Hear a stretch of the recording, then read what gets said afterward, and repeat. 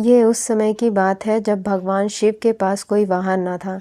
उन्हें पैदल ही जंगल पर्वत की यात्रा करनी पड़ती थी। एक दिन माँ पार्वती उनसे बोली, आप तो संसार के स्वामी हैं, क्या आपको पैदल यात्रा करना शोभा देता है? शिव जी हंसकर बोले, देवी, हम तो रमते जोगी हैं, हमें वाहन से क्या लेना देना? भला साधु भी कभी सवारी करते हैं? पार्वती ने आंखों में आंसू भरकर कहा, जब आप शरीर पर भस्म लगाकर, बालों की जटा बनाकर, नंगे पांव कांटों भरे पथ पर चलते हैं तो मुझे बहुत दुख होता है। शिव जी ने उन्हें बार बार समझाया, परंतु वह जिद पर अड़ी रहीं। बिना किसी सुविधा के जंगल में रहना पार्वती को स्वीकार था, परंतु वह शिव जी के लिए सवारी चाहती थी। अब भोले भंडारी चिंतित हुए, भला वाहन किसे बनाए? उन्होंने देवताओं को बुलावा भेजा। नारद मुनि ने सभी देवों का तक उनका संदेशा पहुंचाया। सभी देवता घबरा गए, कहीं हमारे वाहन ना ले लें। सभी कोई न कोई बहाना बनाकर अपने अपने महलों में बैठे रहे। पार्वती उदास थी। शिव जी ने देखा कि कोई देवता नहीं पहुंचा। उन्होंने एक हुंकार लगाई तो जंगल के सभी जंगली जानवर आ पहुंचे। शिव जी ने उनसे कहा, तुम्हारी माँ पार्वती चाहती हैं कि मेरे पास कोई वाहन होना चाहिए। बोलो, कौन बनेगा मेरा वाहन? सभी जानवर खुशी से झूम उठे।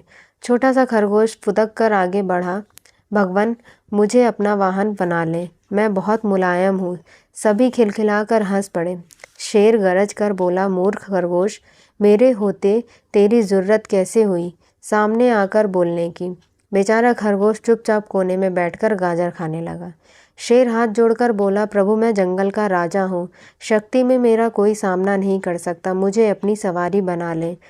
उसकी बात समाप्त होने से पहले ही हाथी बीच में बोल पड़े, मेरे अलावा और कोई इस काम के लिए ठीक नहीं है। मैं गर्मी के मौसम में अपनी सूंड से पानी भरकर महादेव को नहलाऊंगा। जंगली सुअर कौन सा कम था, अपनी थूथन हिलाते हुए कहने लगा, शिव जी, मुझे सवारी बना लो, मैं साफ सुथरा रहने की कोशिश करूँगा। कहकर वह अपने शरीर की कीचड़ चाटने लगा।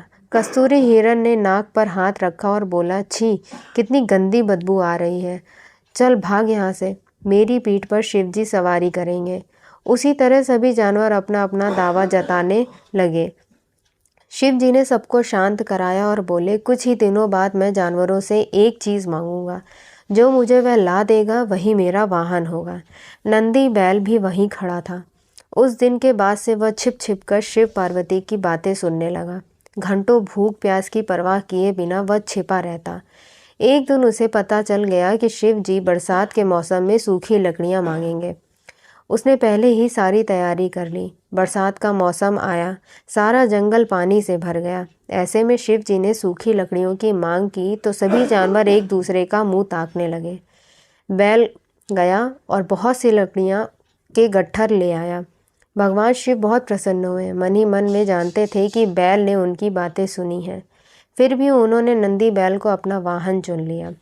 सारे जानवर उनकी और माँ पार्वती की जय जयकार करते लौट गए।